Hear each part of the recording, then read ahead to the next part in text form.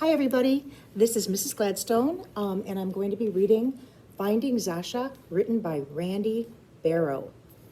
So right away, what I'd like you to do is open up the book and look at the map that is, well, first they dedicated, how nice, for my sisters, Susan, Cindy, Sally, and Elaine, brave, beautiful warriors.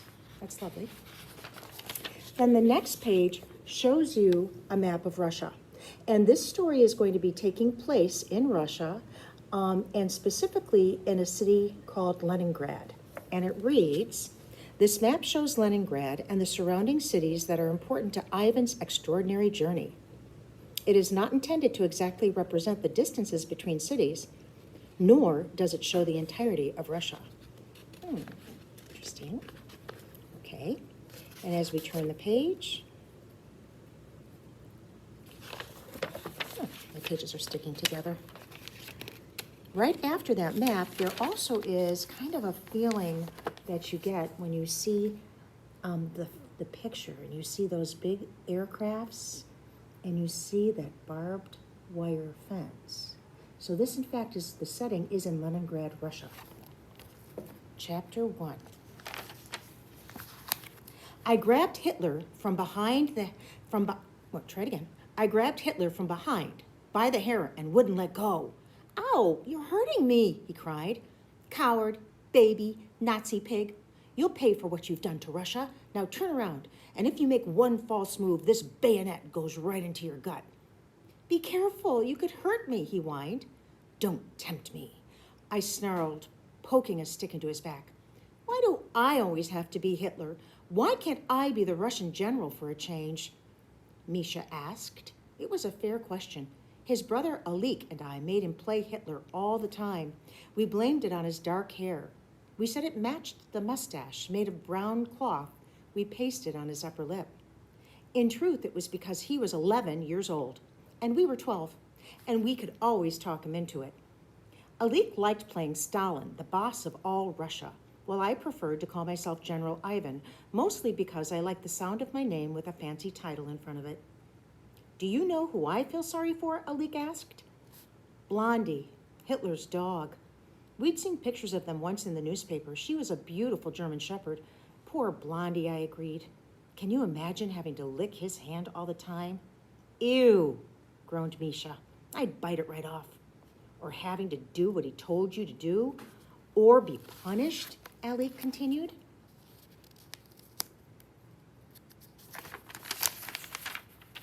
"I'd run away," I said. "Hey, that's an idea. Let's pretend Blondie ran away to Leningrad. She's here now, lost in our city. We have to find her before Hitler does. Come on." Misha ripped his mustache from his lip, yelling, "I'm not Hitler anymore," and off we ran. Life had never been more exciting than it was since the war began 3 months ago. Mothers worked in their factories 11 hours a day now instead of 8. Fathers were at the front. That means the war front and war. And schools were closed, or in our case, destroyed by a bomb. "We are so lucky that happened," we said when we were alone. If adults were near, we said, "We are so lucky that happened on a Saturday when no one was in school." Either way, we had a freedom we never experienced before. That's not to say we weren't busy. All through the summer of 1941, we proudly filled sandbags, collected bottles, planted vegetables, and sewed bandages for the wounded. We were fascinated by the searchlights that scanned the sky at night. They were like giant swords of light that could protect us from anything. The war had its difficulties too. Food rationing had started immediately after the Germans invaded Russia in June. For growing boys who could eat 5 meals a day and still have room for dessert, this wasn't what you would call good news. But no one went hungry. There had been a few bombing raids, like the one that destroyed our school, and by early September, the Germans were close enough to shoot artillery at us from the south. That's like guns and stuff like that. Yet somehow it was all tolerable. We had no doubt we were ready for the Germans and whatever they had planned for us. Well, that all changed on September 8th, 1941, the day Leningrad was surrounded, cut off from the rest of the world. That was the night the Germans began teaching us what bombing really meant. That evening, Alik and Misha, who lived next door, had come over to play. My mother's shift at the Kirov Works factory had ended, but she wasn't home yet. Alik and I were practicing a new song on our concertinas. It's a little accordion-like instrument. Misha didn't play an instrument, but he shook a tambourine every once in a while as an accompaniment. "Sit down, Ivan," Alik demanded after he'd missed his chord change and we had to stop and start all over again. "I play better standing up," I said. "You show off better standing up." "Maybe I do." I twirled around, squeezing the luscious sound out of my concertina. "You should try it sometime." "Let's start at the beginning again," he sighed. "I know what the notes are. I just forgot." "Sure." I sat down across from him on a wooden chair in a room that served as our kitchen, living room, and my bedroom. "Watch my left hand. Do what I do." We sing in unison for the first 4 lines. I reminded Alik. He nodded. We played a brief introduction and then sang, "My dear sunflower, with your golden hair, sing to me in the evening air. Your dark eyes sparkle over skin so fair." The front door opened abruptly, and in came Olga Osipenko, followed by her black dog, Oscar. I loved Oscar and taught him several tricks. "Here, boy," I said, clapping my hands. He jumped into my lap but slid off because there wasn't enough room for both him and the concertina. Misha bent down, picked him up, and laughed as Oscar began to lick his face. I watched them jealously. We'd never been able to have a pet because my mother sneezed and sniffed if she petted a dog or a cat or was around one for very long. "Don't you have work to do?" Olga demanded, addressing the 3 of us, leaving the door open behind her. She was 13 and in charge of the children's work duties in our apartment building. Although a good group leader, sometimes she was really bossy. "Did you forget how to knock?" I responded. "We're practicing a new song. Do you want to hear it?" Alik asked with his natural kindness. "That's a waste of time when there's a war going on." Oscar jumped down from Misha's arms and began to explore our apartment. "It's called culture, Olga." I stood up and began playing my concertina. Maybe Olga didn't understand, but I knew music was important for telling our stories and keeping our history alive. She put her hands on her hips. "Did you complete your fire watch hours on the roof?" "Yes. Look at the paper hanging next to the door. We signed in and out," Alik informed her as he played the melody to my sunflower. "What's your assignment tomorrow?" "Address removal," I answered. Alik and Ivan and me were painting all the addresses in Leningrad white, and the street signs too. Misha said in one long breath, "If the Germans get in, they won't know where to go." He slapped his tambourine for emphasis. Alik began to play our sunflower song from the beginning in full voice. Misha, Alik, and I sang, "My dear sunflower, with your golden hair, sing to me in the evening air." In through the open door came the tiny ancient woman known to the children in our building as Auntie Vera, or simply Auntie. She lived in the apartment above us. After my father died, when I was 3, she'd been a great help to my mother, acting as a friend and a babysitter. She stopped in almost daily to visit or to share a meal with us. Her small shoulders were already moving up and down to the song, a smile spreading across her face. "Beautiful," she murmured. "Don't stop." She put a lumpy cloth bag on the table, which I guessed held her rations. She stretched out her arms. "Dance with me, Olga." The girl shook her head. Auntie Vera was unfazed. "Misha?" He put down his tambourine and joined hands with her.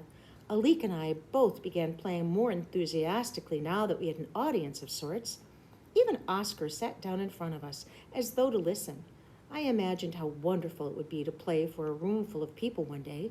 It was my secret dream to make my living by playing music. Well, either that or doing something with dogs. I could never quite make up my mind.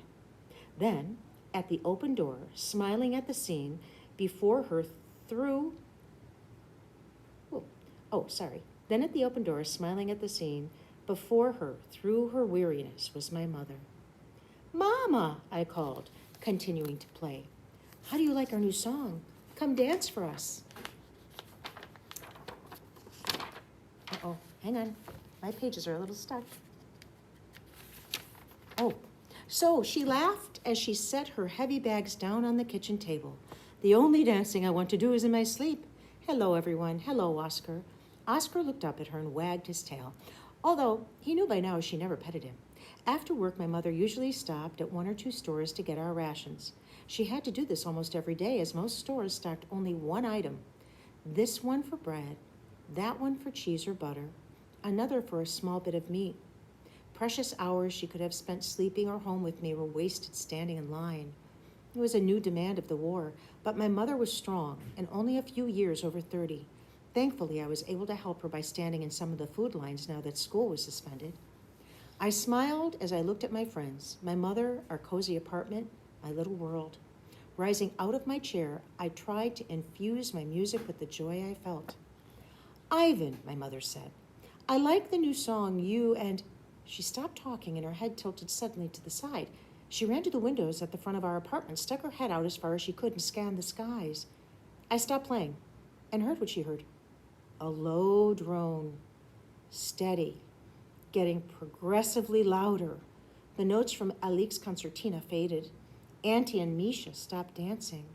Olga froze. Oscar ran to her side. The Germans, I murmured, rushing to the window, leaning out to see if I could catch a glimpse of the planes.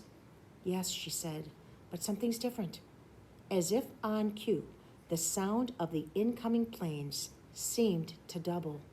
The air raid sirens, wired into almost every street in Leningrad, began screaming their warning. I spun around and saw my fear reflected in the terrified faces of my friends. Alik, I cried, where's your mother? At work, he answered, as if he could hardly catch his breath. I'm going home, Olga shouted, and she ran through the open front door with Oscar close behind. My mother took charge. Ivan, help me put the covers over the windows. Auntie, take Misha and Alec and go into the bedroom. There are chairs in the closet. Wait for us there. Auntie held out her arms to shepherd the 2 brothers into the closet we prepared for just such an emergency. I leaned out the window again. The sky was dark with a dozen or more low-flying airplanes on their way to bomb us. The noise triple what it was a minute ago. The air raid sirens are relentless. Ivan, my mother shouted, help me. She had picked up one of the large pieces of wood we had to cover our main windows in case of an air attack and was struggling to slide it into the slots we made to hold it. I grabbed the end nearest me, and we held it in place in seconds. The sound was a monstrous roar now. It felt like it was on top of us, under us, surrounding us, a violent hurricane of noise. Just as we lifted the second piece of protective wood, a bomb hit nearby. Hurry, Mama, I cried as we tried again to slip the cover into its brackets. Another bomb hit, and our building shook. We fell to the floor only seconds after we maneuvered the covering into place. My mother jumped to her feet, grabbed my hand, and ran with me into the bedroom. We were thrown into the closet by what felt like a shockwave, landing on the laps of Alik and Misha. I slipped down to sit on the floor. My mother settled herself into the chair next to Alik and put her arm around him protectively. Auntie prayed the old Russian Orthodox prayers quietly. It was dark in the closet, but I could see everyone until my mother said, Ivan, close the door all the way. Then it was dark as death. The bombs were falling in such rapid succession that I lost count after the 6th or 7th one. Misha began to whimper. I leaned against my mother's leg in the dark. The building groaned. The air seemed to be seeping out of my lungs. There was pain in my ears. Then a bomb hit so hard, I was sure it had landed on our building. The bodies of my friends were thrown upon me, pushing the air out of my chest. I tried to yell, get off me, but no sound came out. I couldn't see, I couldn't move. Is anyone hurt? It was the distraught voice of my mother. I felt someone being lifted off of me, and air rushed back into my lungs. Alik, I heard my mother say, are you all right? Yes, he answered faintly. Misha? Yes, he said, sounding as if he had been crying. The weight became less. Auntie?